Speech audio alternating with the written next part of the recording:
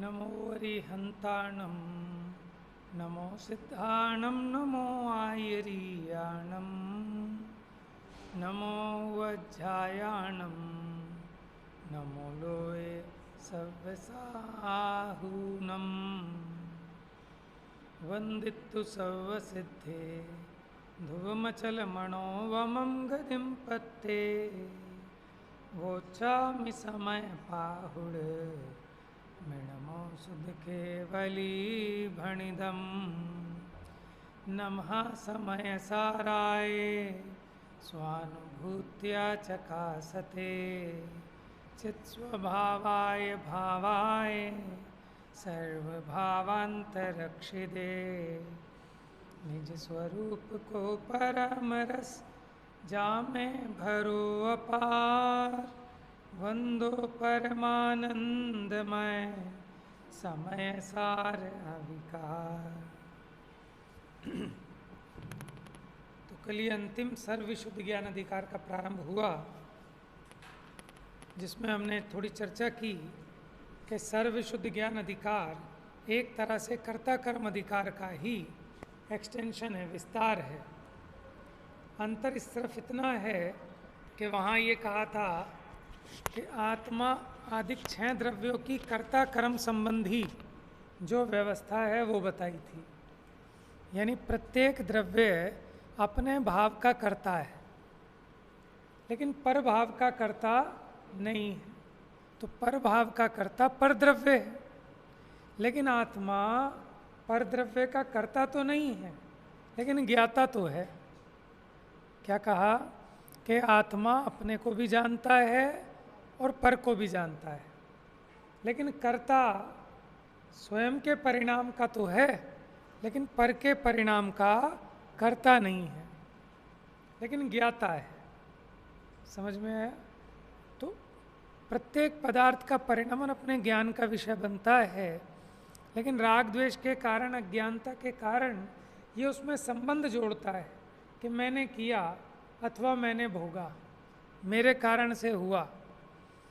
तो वो कर्ता कर्म संबंधी अज्ञान वो कर्ता कर्म अधिकार में मिटाया था, लेकिन सर्वविशुद्ध ज्ञान अधिकार में वस्तु के माने सर्वविशुद्ध स्वरूप को ज्ञान जानता है, उसकी चर्चा होगी। तो पहले ज्ञान की महिमा बोधक कलश था।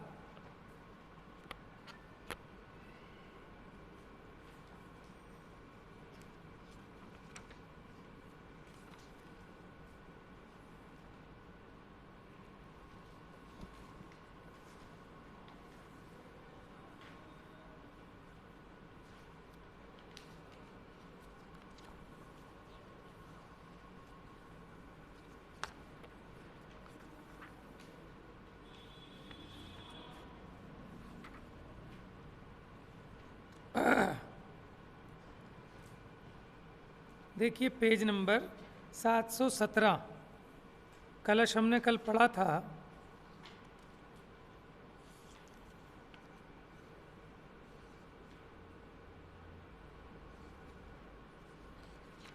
फिर दोबारा पढ़ लेते हैं। नीत्वा सम्यक प्रलयमखिलान् कर्तृभोक्त्रादिभावान् दूरीभूतः प्रतिपदमयं बन्धमोक्षप्रक्लृप्ते शुद्धः शुद्धः स्वरसविसरा पूर्णपुण्याचलार्चेश प्रकटमहिमा स्फुर्जति ज्ञानपुञ्ज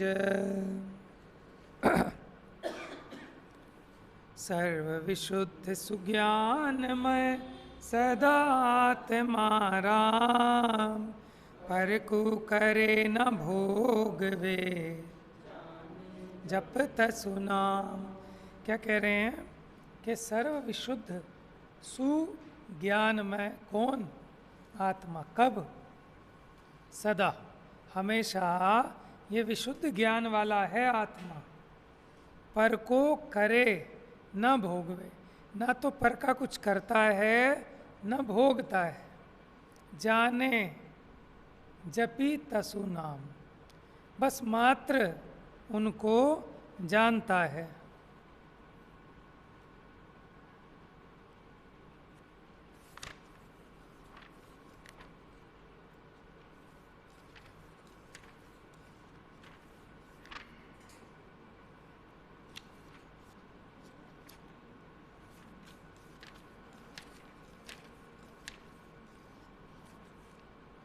जिसने कर्तृभोक्तृभाव सब नष्ट कर दिए, बंध मोक्ष की रचना से जो सदा दूर है अपार महिमा जिसकी टंकोत कीर्ण जो, ज्ञान पुंज वह शुद्धात्म शोभायमान है। देखो अब इसका अर्थ,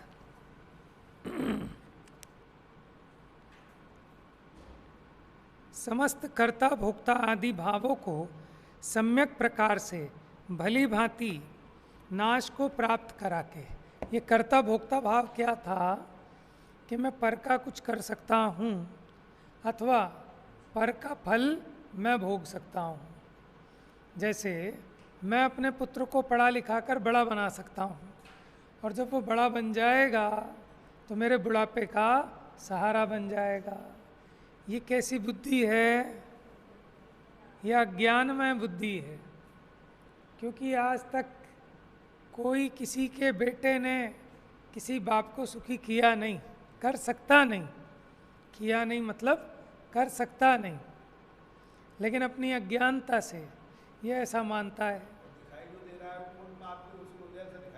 हाँ, वो पुण्य पाप का उदय है कि कदाचित आज्ञाकारी नजर आ रहा है, लेकिन कहीं कहीं ऐसे भी देखने में आए कि पुत्र ऐसा, वो कौन था, श्रवण कुमार जैसा, उसके बावजूद भी वो इतनी गालियाँ बकते हैं कि पता नहीं कहाँ से पैदा हो गया, ये है वो है, क्योंकि इच्छाएं जीव की इतनी है कि उन्हें श्रवण कुमार जैसा पुत्र मिले तो भी वो संतुष्ट नहीं हो सकते।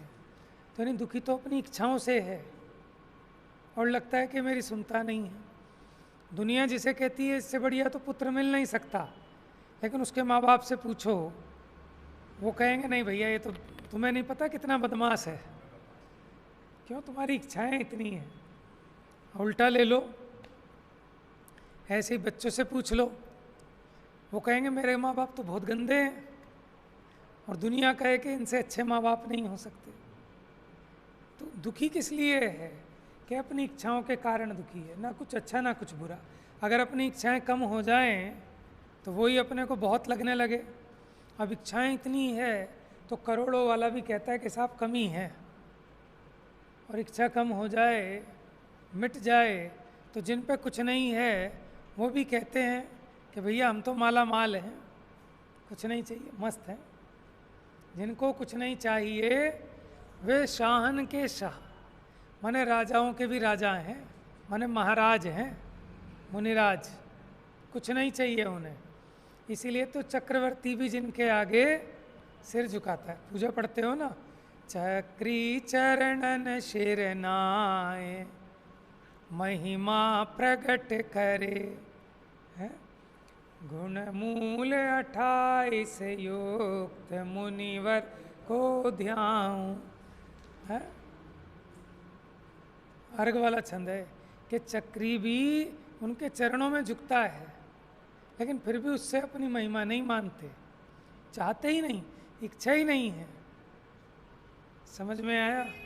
और अज्ञानी किस लिए दुखी है कि मेरे पास आए, मेरी जी हजूरी करें, तो मान्यता से मान रखा है, उसमें क्या सुख आ जाएगा। आज पूरी दुनिया आपकी जय जयकार करे, आप सुखी कैसे हो जाओगे? और कोई आपको नहीं पूछ रहा तो दुखी कैसे हो गए? वो तो आप अपनी मान्यता से सुखी दुखी हैं। ये सब भ्रम है, ये इज्जत और बेइज्जती ये मन का भ्रम है। समझ में?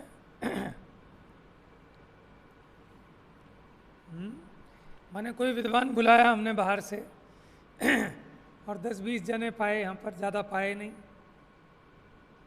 तो विद्वान की बेइज्जती है कि नहीं? मान्यता से है। समझ में आया? जिसने सोचा है कि 500 लोगों में प्रवचन करूं तो मैं महान हूं और 100 लोग रह जाएं तो मेरी बेइज्जती हो गई, ये तो मान्यता से तो सुख दुख है। उससे क्या सुख दुख है? अरे जिनवाणी का पठन पाठन करते समय तुझे जो भीतर में रस पकेगा तो उसका आनंद लेगा, या उसका आनंद लेगा कि हॉल में भी जगह नहीं है, बाहर खचाखच हाउसफुल। समझ में आया है? तो कहाँ से है ये सब? ये भ्रम के कारण है। आप बताओ, पैसे में सुख है क्या? गाय के सामने डालो 2-2 हज़ार की गड्डियाँ, समझ में आया? वो सूंघने भी तैयार नहीं होंगी। तो हमारी मान्यता से है, सेठ जी की तिजोरी में इतना माल है, उन्हें पता है 10 पीढ़ियाँ भी नहीं भोग पाएंगी। हर आफत का काम और है, इनकम टैक्स, ठीक है ना, सेल टैक्स और दुनिया भर के टैक्स, हाँ, फिर चोर का डर।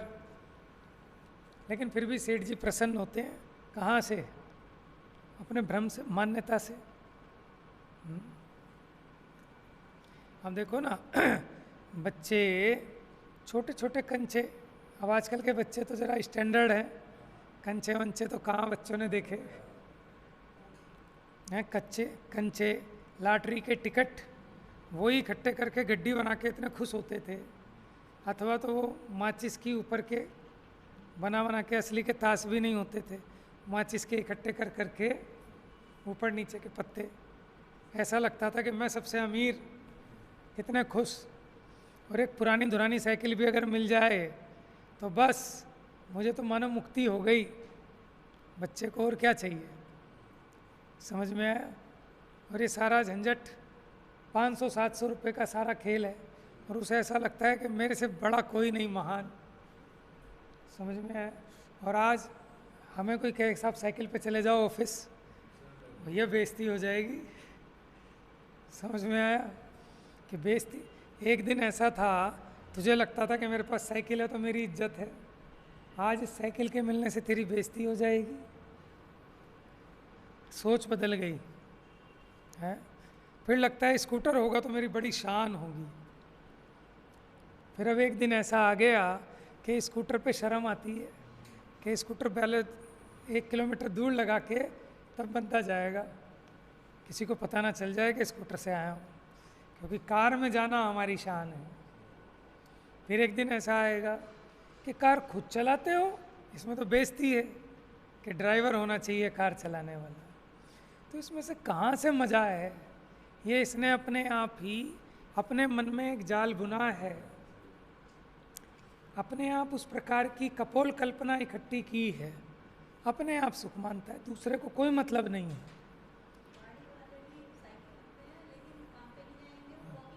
वो सिर्फ सुबह की मॉर्निंग एक्सरसाइज के लिए उसमें इज्जत है, वहाँ इंसल्ट है। तो ये सब मन का बहम है। देखो, किसी को किसी के कपड़ों से कोई मतलब नहीं है। शादी ब्याह में सब अपने अपने ही देख देख के इतराते हैं, अपनी फ़ोटो खींचते हैं। ये बेकार में परेशान हैरान हुआ जा रहा है कि कोई क्या कहेगा।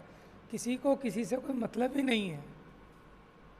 ज़्यादा बढ़िया पहनोगे अपने परिणाम खराब और करेगा वो कि हाय मेरे तो कपड़े फेल हो गए, उसका सारा, ठीक है ना। इसीलिए मंदिर आओ तो ऐसे ये सोच समझ के आना चाहिए। महिलाओं के लिए ज़्यादा खास कि तुम बहुत बढ़िया तो पहनाओगे, लेकिन जिस बेचारे के पास नहीं है वो अपने आप को कितना हीन महसूस करेगा। औरतें मरे में भी जाती है ना तो पूछ लेती हैं सहेलियों से, कह रही बहन तू क्या पहन के आएगी, उसी हिसाब से मैं भी साड़ी पहन के आऊँ। क्यों? कि कहीं ऐसा ना हो जाए कि मेरी साड़ी सबसे फीकी रह जाए ऐसी शादी ब्याह में है। और अगर फीकी रह गई तो क्या हो जाएगा? क्या हो जाएगा कि सब ये मान्यता से है। कुछ लोग ऐसे हैं दुकान पे जैसे हैं वैसे उठ के चल देते हैं, उसी चप्पल में शादी ब्याह में। कौन पूछ रहा है? उसे अपने लिफाफे से मतलब, हमें अपने खाने से मतलब, और इससे ज़्यादा क्या है? लेकिन मन का बहम है, ठीक है ना। हमने अपने आप ही अपनी बुद्धि में ऐसी कल्पना कर ली है, बस उसी के हिसाब से हम दूसरे का आकलन करते हैं और उसी के हिसाब से अपना आकलन करते हैं। कहते हैं ना, जो जैसा होता है उसे सब वैसे ही दिखाई देते हैं। चोर को सब चोर दिखाई देते हैं। तो इसने कपड़े से अपनी महानता देखी, तो सामने वाले का मूल्यांकन भी उसके कपड़ों से करेगा, उसकी गाड़ी से करेगा, हैं, उसके पैसे से, उसकी पावर से उसका मूल्यांकन करता है। जो समझदार व्यक्ति है वो चारित्र से, सज्जनता से, उसके जो आत्मीय गुण हैं उनसे मूल्यांकन करता है, अपना भी और दूसरे का भी। समझ में? ये सब अपनी अपनी सोच का खेल है, उससे क्या मतलब है? आप सोच लो कि आज से 20-25 साल पहले अपने पास कितनी सामग्री थी। कल मैंने कहा था ना, जब आप गांव से आए होंगे क्या सोचा होगा। आज उससे 10-20 गुना फालतू होगा, लेकिन फिर भी याद करके सोचते होंगे वो दिन बढ़िया थे। क्यों बढ़िया थे? कि एक छोटा सा कमरा था इसलिए कि नहीं, इच्छाएं ज़्यादा नहीं थी। आज इच्छाएं ज़्यादा हैं। आज 4 कमरों का घर हो तो भी इसकी इच्छाएं अलग अलग प्रकार की हैं। कि 4 कमरों का तो है, लेकिन कहाँ है? कूड़े में पड़े। सूरजमल विहार हो, ऋषभ विहार हो, तब तो कुछ बात है। और ऋषभ विहार वालों से पूछो तो भी घर वाले कहते किया क्या अभी तक? ये तो इसीलिए समझ के अपना मुँह छोड़ देना चाहिए कि सुत दारा होए न सीरी, सब स्वार्थ के हैं। नाराजगी की बात नहीं है, सच्चाई है, ये स्वरूप है। ये तो हम पागल हैं कि स्वरूप को समझ नहीं रहे। हमें फर्ज निभाना था, लेकिन हमें तो उसमें मज़ा आने लगा। समझ में आया कि जैसे ही वो जुआ आता है तो बैल अपनी गर्दन ऐसे झुकाता है, झोटा रखो साहब, आनंद आता है। जैसे बाबा हों और पोता उस पर, चल मेरे घोड़े, टिक टिक टिक टिक टिक टिक, बाबा को आनंद आता है। समझ में आया? ऐसे ही अज्ञानी प्राणी एक गधा बना हुआ है। संसार रूपी चक्र के मध्य में क्या मोह रूपी पिशाच के द्वारा बैल के समान जोता जाता है। लेकिन गजब बात ये है कि आनंद मानता है। देखो कैसे भाई साहब, देखो 5 तो फैक्ट्री डाल दी हैं और आपकी दुआ से 10-20 मकान ले लिए हैं, किराए पे चढ़ रहे हैं। महीने में जाता हूँ, किराया ले आता हूँ। दुकानें अपनी बढ़िया चल रही हैं। 2 चांदनी चौक में प्लानिंग है, एक नया काम और कर रहा हूँ, वहाँ ये कर रहा हूँ, वहाँ वो कर रहा हूँ। सुबह से रात तक गधा बना हुआ है और फिर उसमें महिमा मानता है। समझ में आया?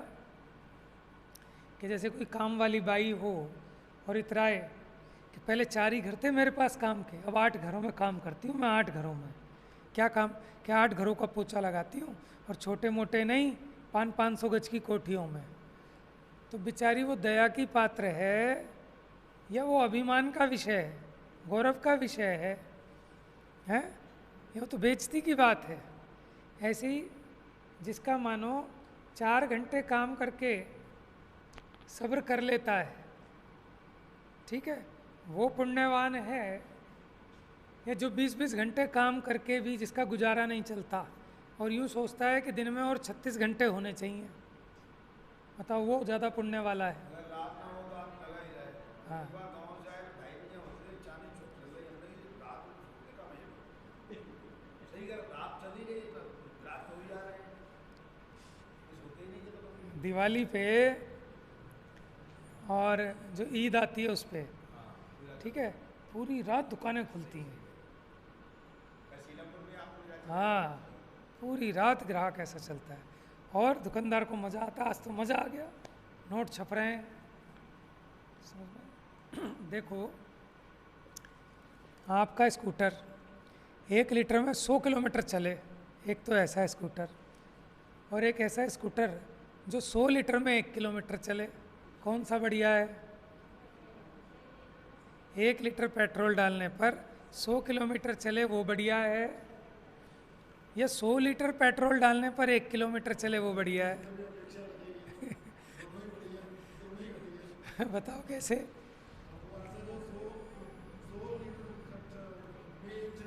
हाँ है, नहीं हमारी ऐसे नहीं, हमने तो एक स्कूटर की बात की है। कितने बहुत सारे बिठा लोगे आप? देखो, हाँ वो एक अच्छा पॉइंट है कि हिंसा कम होगी। मैंने वाकई में अब जैसे इन चीज़ों के रेट ज़्यादा बढ़ जाएं, पर वही है कि लोगों पे पैसा इतना है, कितने ही बढ़ जाएं। अब नींबू 50 रुपये हो गया, 80 रुपये पाव, किसने कम कर दिया? कोई कम नहीं करता, कम ही नहीं है, सब सेठ हैं। कितना ही पेट्रोल महंगा हो गया, कौन कम चला रहा है? हैं? खैर, वो तो उदाहरण था। मुझे सिद्धांत ये समझाना है कि जिस व्यक्ति का थोड़े में गुजारा हो जाता है वो पुण्यवान है, न कि वो कि दिन में 24 घंटे काम करता है, भले ही कितने बंगले बना लिए हों, भले ही कितनी फैक्ट्रियां चल रही हों, भले ही कितने लोग उसकी वाह वाह करते हों। समझ में आया ना? जिसको कम में काम चल जाता है वो बढ़िया है, सुखी है ना? आकुलता कम है ना? हमें और आपको लगता है कि अंबानी फंबानी कि हमारे से 100 गुनी ज़्यादा टेंशन है उनके दिमाग में। समझ में आया ना? और इतना हीन पुण्य तो जैन कुल वाले का होता भी नहीं कि उसको रोटियों के लाले पड़ जाएं। इतना पुण्य तो जो जैन कुल में आके जन्मा है महापुण्यवान है, और उसके कम से कम इतना पुण्य, इतना हीन पुण्य नहीं होता कि उसको रोटियों के लिए भी तरसना पड़े।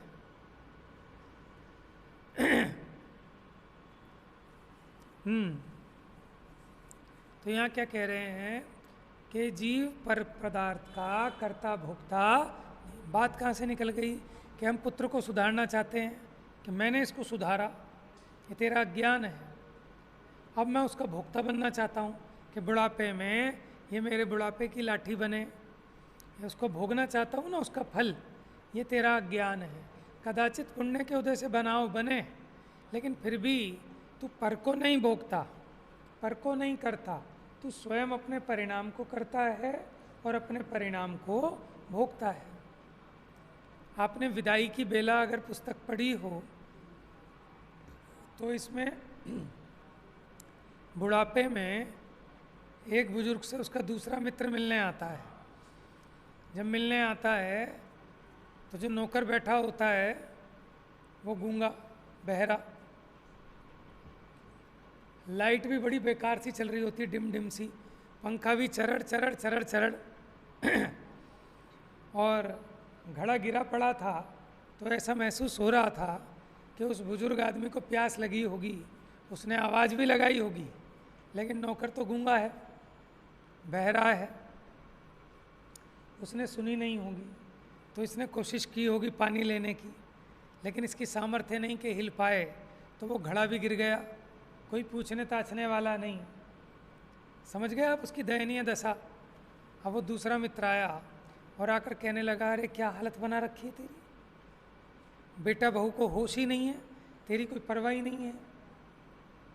तो वो कहता, बेटा बहू पूरे दिन बैठ के यहाँ क्या करेंगे, उसे भी तो काम पे जाना होता है। वो बहू यहीं आके बैठ जाएगी, कपड़े कौन धोएगा, खाना कौन बनाएगा, बच्चों को कौन पालेगा। समझ में आया? माने उसकी सोच देखो, तो उसकी सोच अगर ऐसी है तो उसे कौन दुखी करे। और एक व्यक्ति जिसका सब करते करते भी कि बड़े बदमाश हैं, ये मेरे पास नहीं आके बैठते, मेरा काम नहीं करते, तो उसे कौन सुखी कर सकता है।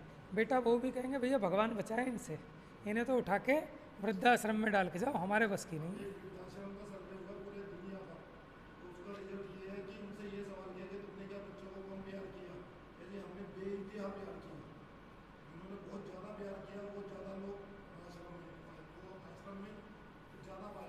देखो वो तो ये कह रहे हैं ना कि हमने प्यार किया, उनके बच्चों से पूछो। आप देखो ये जो सर्वे हुआ, हर व्यक्ति यही कहता है कि मैंने अपनी औलाद के लिए इतना किया, किसी कोई नहीं कर सकता। ये तो तू कह रहा है ना, उससे पूछ। हाँ ये तो खैर है ही। हालांकि हाँ, हालांकि है क्या कि दिक्कत उन्हें होती है कि जिनको अपेक्षा ज़्यादा है।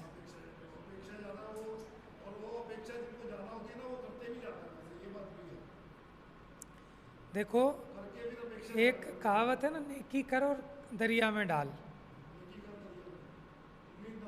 बस भाई आप अपना अगर फ़र्ज समझ के करेंगे तो आपको दुख नहीं होगा, लेकिन आप अगर एक्सपेक्टेशन से कर रहे हैं तो सौदा है, है ना, ये तो व्यापार है, तो आप दुखी रहेंगे, आपको कोई सुखी नहीं कर सकता। और देखो जहाँ तत्व ज्ञान नहीं होगा ना, वहाँ सब असंतुष्ट और दुखी रहेंगे। जहाँ तत्व ज्ञान होगा वहाँ सब सुखी रहेंगे। घर घर चर्चा रहे धर्म की, तो क्या फायदा होगा फिर? कि जो बुरा काम करना असंभव हो जाएगा, बस, बाकी और कोई तरीका नहीं है। घर घर चर्चा, तो पर घर ही अपने घर भी रहे। तो चैरिटी बिगन फ्रॉम होम, कि जो भला काम है वो पहले अपने घर से स्टार्ट करना चाहिए।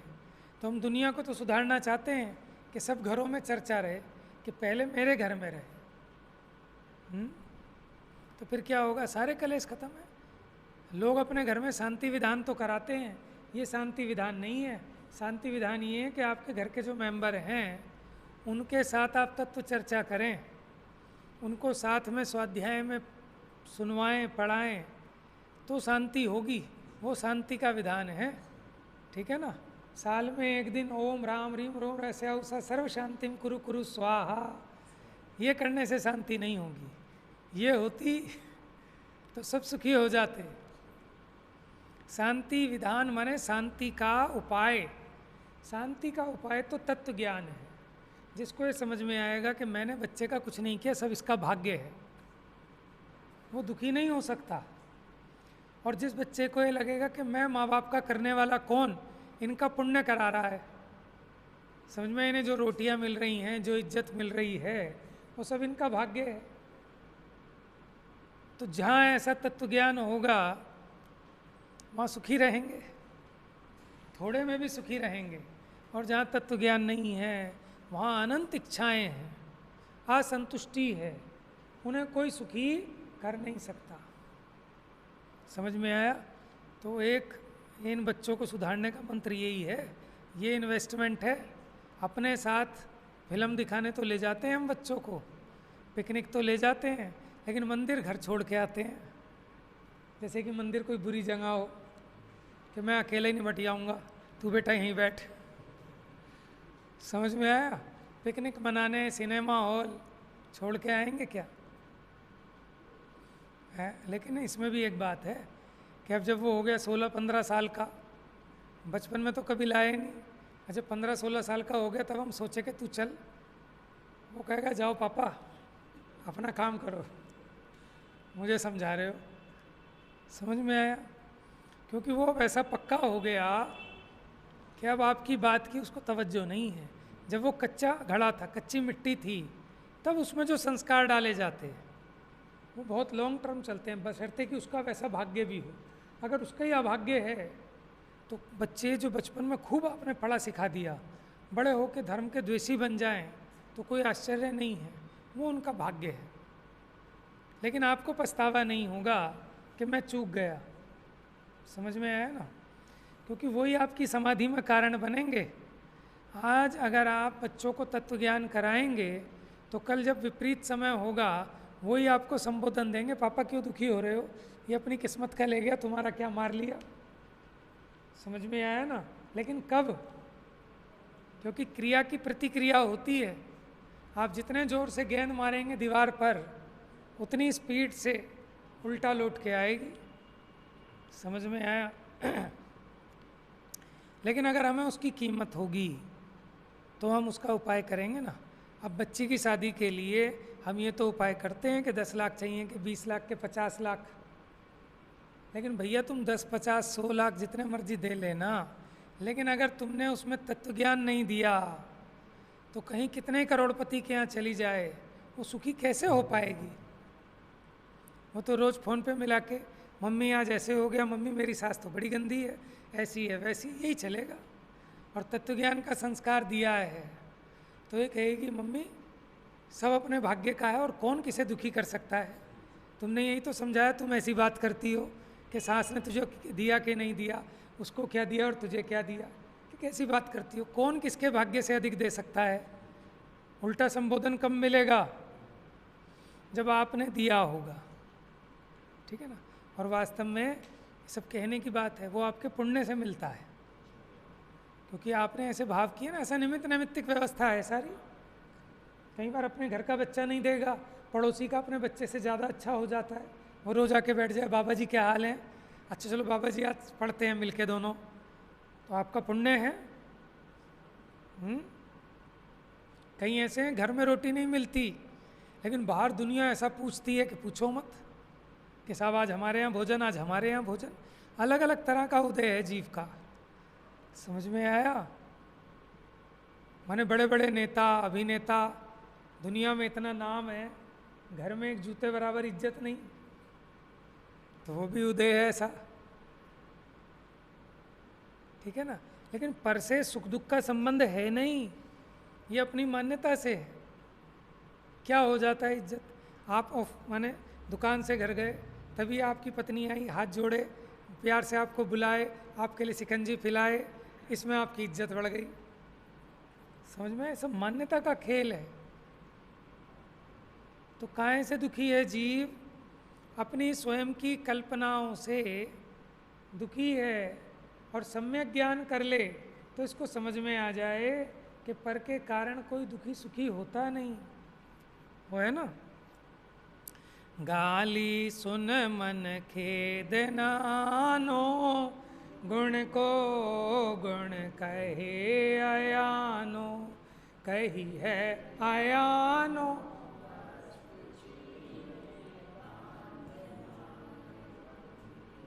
तो क्या कहना है, मान लो हमें कोई कहे कि कौन किसके स्वाध्याय में जाते हो, मनोज के, हाय है तुम्हारी किस्मत खराब हो गई, एक पैसे की अकल नहीं है उसे, हमारे मुंह पे ही कहे। अब हम दुखी हों कि सुखी हों, इसके लिए हम स्वतंत्र हैं, नहीं तो कोई भी आएगा हमें कुछ भी बोल के दुखी कर जाएगा, है तो हम तो कितने पराधीन हो गए। तो हमारे दुख का उससे क्या मतलब है? समझ में? कोई ये कहे कि साहब आप तो बहुत ज्ञानी हो, तो उससे हमारे सुख का क्या मतलब है? हमारे सुख दुख का संबंध हम अपने भीतर में तत्व ज्ञान के आधार से स्वयं को दुखों से जो प्रतिकूलताएं आई, विपरीतता आई, उनमें भेद ज्ञान करके उनको कैसे जीत लेते हैं, इससे हमारे सुख का संबंध है। समझ में? जरा सी परेशानी आई और हम बेचैन हो जाएं तो दुखी हैं, और कितनी बड़ी परेशानी आए हम भीतर में इतने मजबूत हैं कि भेद विज्ञान के द्वारा, तत्व ज्ञान के द्वारा अपनी शांति का घात नहीं होने दें, तो हम सुखी हैं। सुख दुख का संबंध तो भीतर से है ना। जिसको भय कम, कषाय कम, इच्छा कम, आकुलता कम, बेचैनी कम है, चंचलता कम, वो सुखी है। और जिसको बहुत आकुलता, बहुत बेचैनी, बहुत चंचलता, बहुत उठापटक करने की, वो महान दुखी है। जगत में जो नेता नाम का प्राणी है, उससे बड़ा दुखी कोई नहीं हो सकता। समझ गए? गलत अर्थ में मत लेना, क्योंकि अनंत भगवान भी नेता हैं, लेकिन वो काहे के नेता हैं? मोक्ष मार्ग के नेता हैं। हम संसार के नेताओं की बात कर रहे हैं। वो महान दुखी हैं। सुधारना पुधारना कुछ नहीं है उन्होंने भी, लेकिन नेतागिरी के चक्कर में घर में और आग लगाए जा रहे हैं। हाँ हाँ, है ना। तो अब यहाँ इतनी सुंदर चर्चा चलेगी। सर्व विशुद्ध ज्ञान अधिकार माने जीव का स्वभाव सबको जानने का है, लेकिन कुछ भी करने धरने का स्वभाव जीव का नहीं है। लेकिन अपनी अज्ञानता से ऐसा मानता है कि मैं इसका भला कर सकता हूँ, मैं इसका बुरा कर सकता हूँ। कोई मेरा भला कर सकता है, कोई मेरा बुरा कर सकता है। इतनी बात समझ में आ गई ना। जिंदगी में कभी ऐसे हाथ नहीं करोगे, हाथ नहीं करोगे माने आपके मन में भी नहीं आएगा कि इससे कह दूँ, उससे कह दूँ, इससे रिक्वेस्ट कर लूँ। भाई एक बार कह दूँ 1 मिनट में काम हो जाए, तो भी आपको कहने का भाव नहीं आएगा। माने मोदी जी से आपके डायरेक्ट लिंक हो और आपको पता हो कि मैं अभी एक बात मोदी जी को कहूँगा, ये SHO भी हाथ जोड़ के आएगा मेरे पास। लेकिन अगर आपको तत्व ज्ञान है तो आपको पता है कि काम तो पुण्य के उदय से होना है, मोदी पोदी कुछ नहीं कर सकता। टाइम खराब आए तो प्रधानमंत्री भी जेल में चला जाए, मेरा तो क्या करेगा। तो आपको कहने का भाव नहीं आएगा और कभी किसी से शिकायत नहीं होगी, क्योंकि कोई किसी का कुछ भी बुरा नहीं करता, मैं स्वयं मेरे परिणामों से आकुलित और दुखी होता हूँ। ये तत्व ज्ञान है। ये तत्व ज्ञान जीव को समझ में आ जाए तो अब उसे कोई दुखी नहीं कर सकता। तो अपनी बेटी को विदाई के समय ये तत्व ज्ञान देना, लेकिन ये तत्व ज्ञान ऐसा है कि विदाई के समय ही नहीं दिया जाता, ये तो उसको जीवन भर देना पड़ेगा। समझ में आया? तब वो वहाँ भी सुखी रहेगी। और ये तत्व ज्ञान नहीं दिया तो वो वहाँ दुखी है और यहाँ माँ बाप दुखी हो रहे हैं। दोनों अपनी अज्ञानता से दुखी हो रहे हैं कि क्यों, कि बेटे ने माँ को तो साड़ी ला के दे दी 1000 रुपये वाली, समझ में आया, और घरवाली को ला के दी 700 रुपये वाली, तो पूरी मीटिंगें बैठ जाएंगी। समझ में आया? क्यों दुखी हो रहे हैं? अज्ञानता से।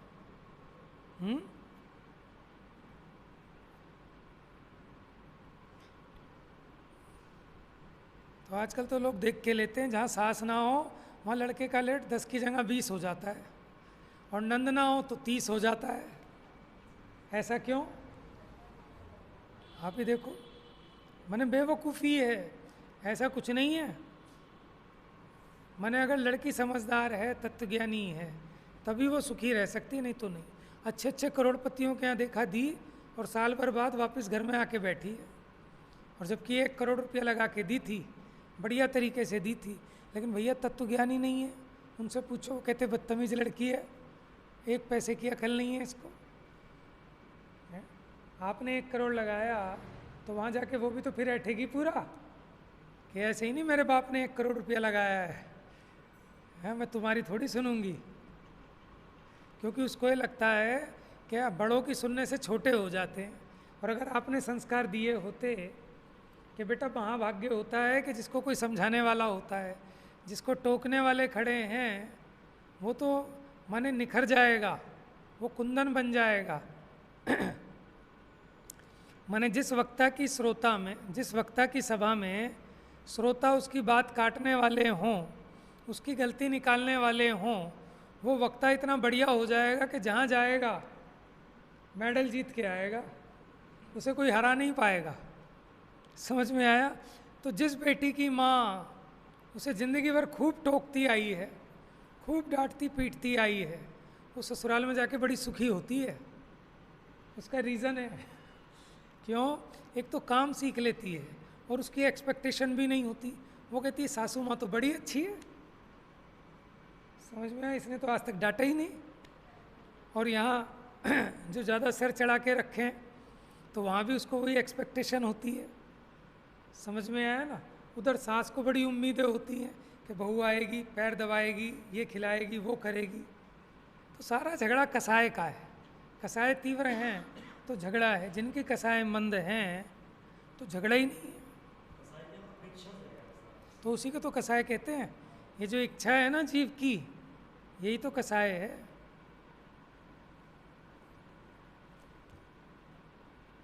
तो इसलिए उपक्रम क्या करें कि कसाय को जीतें। टोडरमल जी ने लिखा, जिनको दुखी नहीं होना हो वो क्या नहीं करें, वो कसाय ना करें। गाली सुन मन खेद ना आनो। समझ में आया? तो आप खुद ही सुखी रहोगे। अपने आप को इसके लिए तैयार करना है। इसी का नाम तो आराधना है। अभी क्या हम छोटी छोटी चीज़ के पीछे डिस्टर्ब हो जाते हैं, जरा जरा सी चीज़ के पीछे। समझ में आया?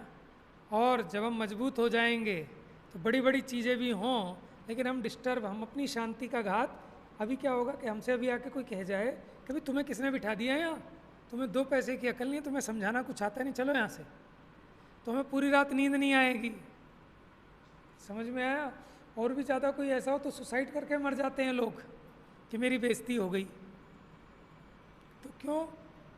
कि गाली सुन मन खेद आ गया, और इतना खेद आ गया, समझ में आया, कि फांसी लगा के मर गया है? अच्छा,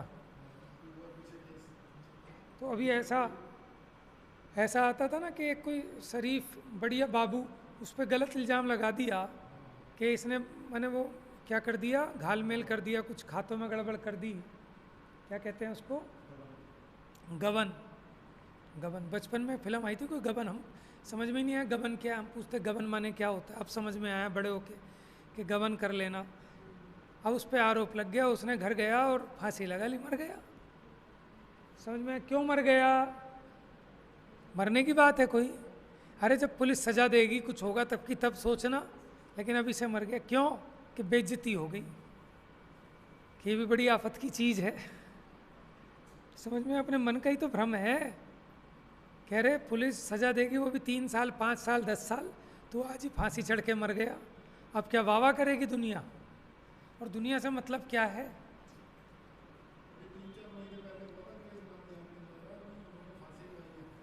अच्छा अच्छा अच्छा, कोई विमर्श सागर कुछ ऐसे ही था ना, विशद सागर, विमर्श सागर।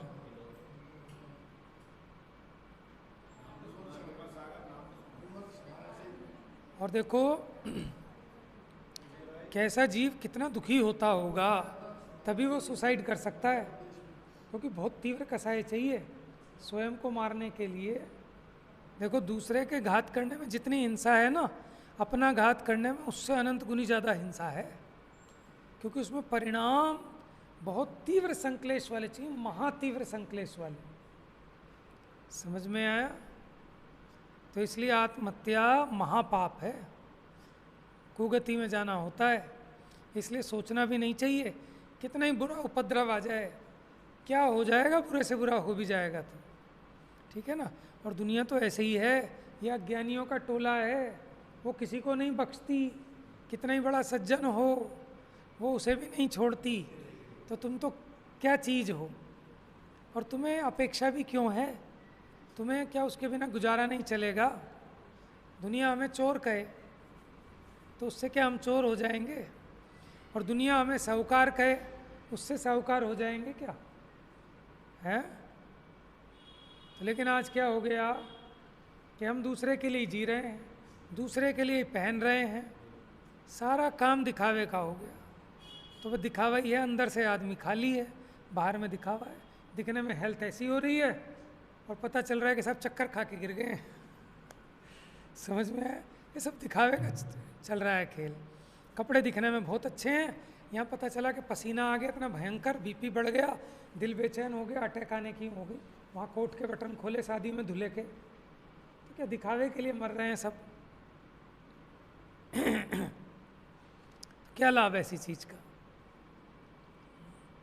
तो अपने आनंद के लिए करो जो करना है। दुनिया कोई बुरा कहो या अच्छा, लक्ष्मी आवे या जावे, लाखों वर्षों तक जीऊँ या मृत्यु आज ही आ जावे, सब चीज़ों में लगा ना, लेकिन सुखी रहूँगा, दुखी नहीं रहूँगा। तो स्वाधीनता का मार्ग सुख का मार्ग है, और पराधीनता का मार्ग दुख का मार्ग है। अभी मैं आपको ज़बरदस्ती पकड़ लूँ कि नहीं, आज मेरे भाव है कि आज हम 10 बजे तक स्वाध्याय करेंगे और भैया ताला लगा दें, वहाँ कोई नहीं जाएगा, तो क्या होगा? अब बताओ आप। अच्छी चीज़ है ना स्वाध्याय, लेकिन 1 घंटे और मिल रहा है तो डबल सुख आएगा ना। बताओ। तो भैया पराधीनता सपने सुख नहीं, स्वाधीनता में सुख है। आप अपनी मर्जी से चाहे 4 घंटे बैठें, उसमें सुख है, लेकिन ज़बरदस्ती का काम नहीं है ये। तो स्वयं भी स्वाधीन रहो, दूसरे को भी स्वाधीन रहने दो, ठीक है ना। आप अपेक्षा मत करो और दूसरे को भी ऐसा माने वो मौका मत दो। समझ में आया? तो स्वाधीन रहो, स्वाधीनता का मार्ग ही निर्ग्रंथ मार्ग है। तो स्वाधीनता का मार्ग निर्ग्रंथ है, आज़ाद हो गए हैं वो, सारे बंधनों से छूट गए हैं, सामाजिक बंधन से छूट गए, मोह के बंधन से छूट गए, यही बंधन था, हम उसमें बंधे हैं। कि चलो बंधे हो ठीक है, लेकिन अंदर में विचार तो करो, इस बंध में रहना योग्य नहीं है, बंधन तोड़ने लायक है। जितना जल्दी आज़ाद हो जाओ उतना अच्छा है। वो आज़ादी के दीवाने थे, आज़ादी के परवाने थे। आप भी सोचो अपनी आज़ादी के बारे में। पहले सोचो कि परतंत्र किससे हैं, जिनको यही समझ में नहीं आ रहा कि हम गुलाम हैं, तो वो क्रांति क्यों करेंगे? आज हमें समझ में ही नहीं आ रहा कि हम गुलाम हैं, काहे के? इच्छाओं के गुलाम हैं, 5 इंद्रिय के भोगों के गुलाम हैं, दूसरे की प्रशंसा के गुलाम हैं। समझ में? जो सेठानी 1 रोटी बेलने में उसके हाथ दुख जाते हैं, ज़रा तारीफ़ कर दे मेहमान, अब फिर देखो अभी तो रुक जाओ, अभी तो मेरे हाथ का ढोकला नहीं खाया, अभी तो मैं पराठा ऐसा बनाती हूँ लच्छे वाला, रुको ज़रा। जिस सेठानी से एक रोटी नहीं बनती, क्या हो गया कि प्रशंसा में मरे जा रहा है। यानी जो इसके पीछे फोर्स काम कर रही है, तब इसका प्रमाद भी भाग जाता है। तो दूसरे की प्रशंसा के लिए जी रहा है, अपने लिए नहीं जी रहा। लेकिन आज़ाद होने पर अब अपने लिए जिएंगे, अपने लिए करेंगे। समझ में आया? पल पल अपने जीवन को दूसरे के लिए बर्बाद किए जा रहा है। आप बताओ ना, हम जो सुबह से रात तक कर रहे हैं, एक बार सोचें कि हमने अपने लिए क्या किया इनमें से। सोच के देखो, सुबह से उठकर रात के सोने तक मैंने मेरे लिए क्या किया। ऐसा मेरे लिए तो किया कि सुबह उठ के ब्रश किया, कि दांतों के लिए किया। मुनिराज तो नहीं करते। समझ में? बढ़िया नहाया लक्स साबुन से, समझ में? काहे के लिए किया? इसमें कितना ही नहला ले फिर वही बदबू 2 घंटे बाद। खिलाया पिलाया, शरीर के लिए किया, अपने लिए क्या किया कि जिससे तुझे शांति हो, निराकुलता हो, तृप्तता हो, आनंद हो, है खिलावट हो आत्मा में।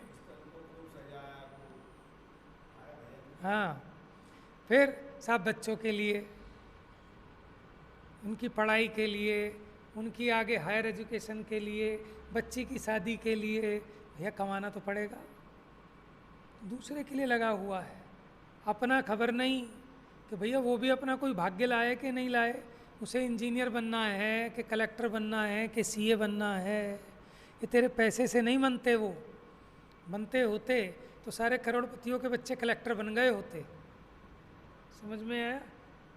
गरीबों के नहीं बन पाते। उसका भाग्य है अपना, उसके भाग्य के हिसाब से होगा। तेरे भाग्य का वो कैसे खा लेगा? तूने 1 करोड़ रुपया जोड़ भी दिया, अगर उसका भाग्य नहीं है तो उसके 1 पैसा काम आने वाला नहीं है तुम्हारा। वो अपने भाग्य का मिलेगा। तुम वैसे ही सोच रहे हो कि मैंने कर दिया। तो खैर, प्रकरण अब यहाँ ये चलेगा, मैंने अब आप अपना माइंड मेकअप कर लो कि अब किस धारा पे पूरा अधिकार चलना है। कि मैं पर का करता नहीं हूँ, पर को भोग नहीं सकता, लेकिन जानता हूँ। ठीक है, जानने रूप भाव का करता हूँ, और वो जानने का भाव वो मेरा परिणाम है। ठीक है, ऐसी सुंदर चर्चा इसमें चलेगी।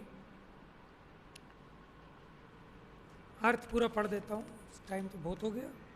समस्त कर्ता भोक्ता आदि भावों को सम्यक प्रकार से नाश को प्राप्त करा के, यानी इसी अज्ञान रूप भाव था कि पर का करता हूँ भोगता हूँ, ऐसे भावों को दूर करके, माने आज़ाद होकर, सुखी होकर, पद पद पर, माने प्रत्येक पर्याय में, माने हर क्षण बंध मोक्ष की रचना से दूर वर्तता हुआ शुद्ध शुद्ध।